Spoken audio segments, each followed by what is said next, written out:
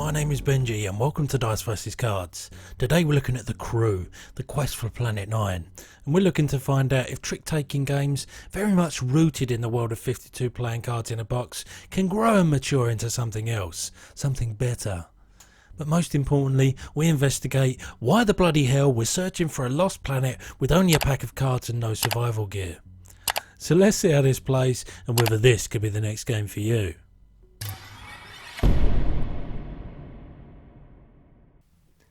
The object of the game is for you as a team to make your way through the 50 missions in the logbook. You won't do that all in one sitting, you'll do it in bite-sized chunks, but there's ample different objectives for each of the games you play. You've got all the playing cards here and then task cards that represent each individual player requirements. There are different mission objectives represented here, the first player token and also radio communication tokens because there's no verbalization whilst you're playing through. And finally, this distress signal token will give you a helping hand if you're struggling. Each mission will lay out the objectives, most often in the form of these task cards, which will be taken initially by the first player and then the next available players. Not everyone might get one, but for you to win that mission, all of these tasks need to be completed. The Crew is at its core a trick-taking game, and that means that the first player is going to play one card from their hand, and then going around the table each player then needs to play a card of the same suit, here represented by 4 different colours, and to win the trick they need to play a higher number than the one that the first player did. So let's just say player 1 played the 6 green card. To win the trick, player 2 would need to play their 7 green card. But there are 2 exceptions to this rule. If you don't have the same suit in your hand as the trick that's been played, you can play any card. And furthermore, there are special cards represented by rocket cards that trump all others, so will win the trick regardless of the rules I've already laid out. But player 1's task is to win the trick with the 6 pink card in. So here he decides to play a very high pink card, and knowing that quite probably another player will be able to play the pink 6, and under the rules I've already explained, the pink 9 wins the trick, and that means that player 1 is able to complete that task.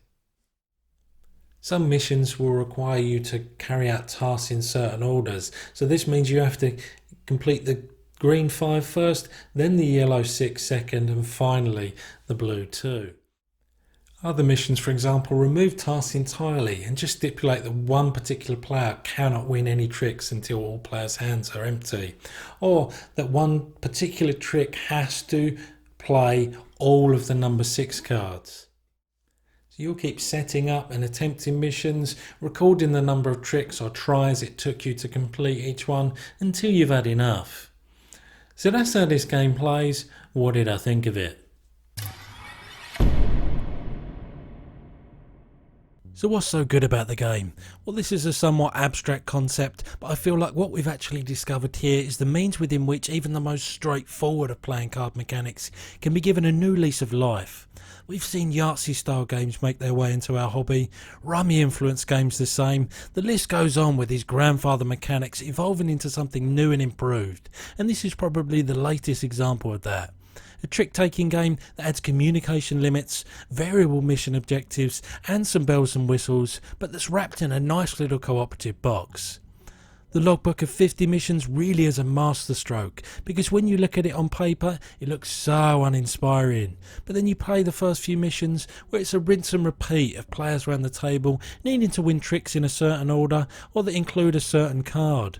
But then a few missions in, they throw a curveball, when a small but brilliant change happens in that you're not doing individual tasks anymore. The mission objective is simply that one person around the table cannot win a trick until everybody's hand is empty. It's these little twists and turns that prevent the game from getting stale and elevate it into its own category. One I expect will be used as a benchmark and a platform for trick-taking ideas moving forward. Finally, the rulebook itself admits that some missions, by sole virtue of the way the cards are drawn, will be next to impossible to complete, and even though it's an easy process to restart a mission, notwithstanding the constant need to shuffle the decks, but the game doesn't just lay down. It gives you ways to mitigate this. For example, enabling each player to pass one card and one card alone, either to their left or right, just to help get the ball rolling, is one of a number of ways this game, despite being innovative, doesn't accept being just that. It wants to be polished and well-rounded as well, and for that I say kudos.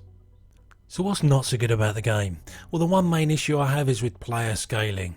It's without doubt a topsy-turvy ride from 2 to 5 players, and again the rulebook acknowledges that the crew is best played with 3 or more.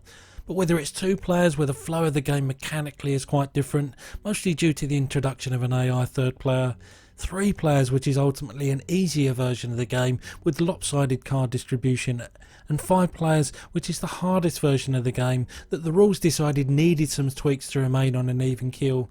Leaving only 4 players as the sweet spot is just hard work, quite frankly. But when you have a fixed number of cards and communication limits, there are always going to be these types of difficulties encountered in the design space. But when all's said and done, that is quickly forgotten, because when I think about all the positive emotions this game brought to bear for me, I can't help but praise the execution of this bold idea.